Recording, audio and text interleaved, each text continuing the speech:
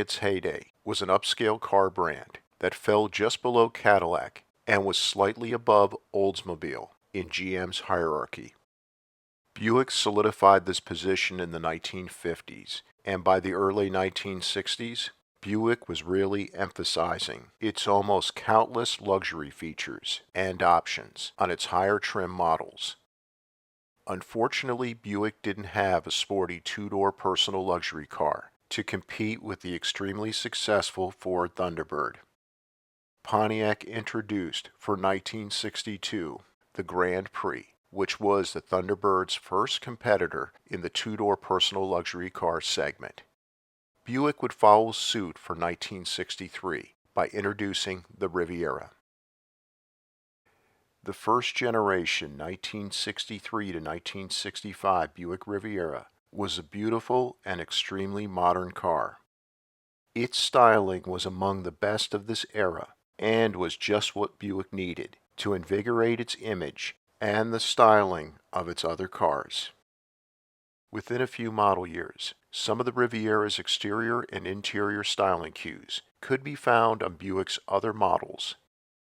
With the Riviera, Buick now had a car that brought many new younger car buyers into Buick dealerships.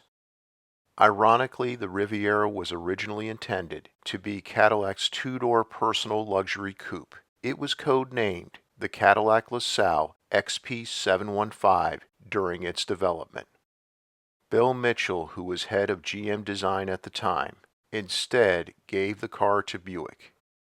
Upon receiving the car and a green light for production, Buick added a few of its styling touches before production, one of which was the move from twin headlamps to four headlamps for the 1963 to 1964 Riviera. For 1965, the four headlamps were moved behind retractable covers that were stacked vertically on opposite sides of the front end. The hidden headlamps added a very sporty touch to the 1965 Riviera's front end. The brilliance of the Riviera's design was that its front end had a forward lean instead of the traditional upright vertical design, and the rear area of the Riviera also had the same angle slant. Add to that, it had a sporty roofline, which wasn't a fastback, but wasn't an upright, formal roofline. It was somewhere in between.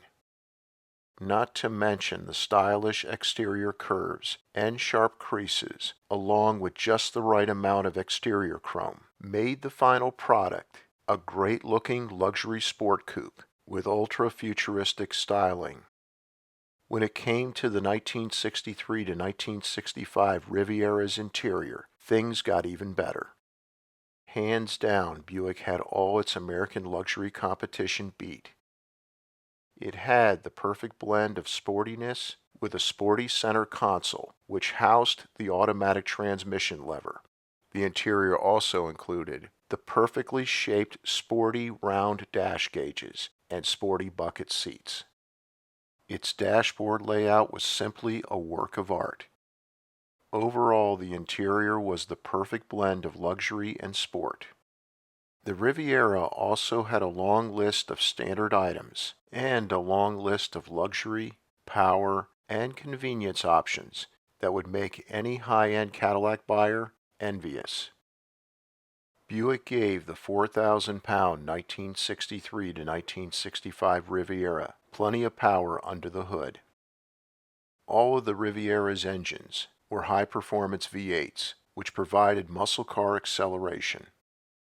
Standard for 1963 and 1965 was Buick's 401 cubic inch V8, which was factory rated at 325 gross horsepower and 445 pound-feet of torque. The standard engine for 1964 and optional engine for 1963 and 1965 was the 340 gross horsepower and 465 pound-feet of torque Buick 425 cubic inch V8. Also optional for 1964 and 1965 was Buick's ultra-performance motor from this era, the 360 gross horsepower and 465 pound-feet of torque 425 cubic inch V8, equipped with dual 600 CFM Carter AFB 4-barrel carburetors. All these Riviera engines were standard with dual exhaust.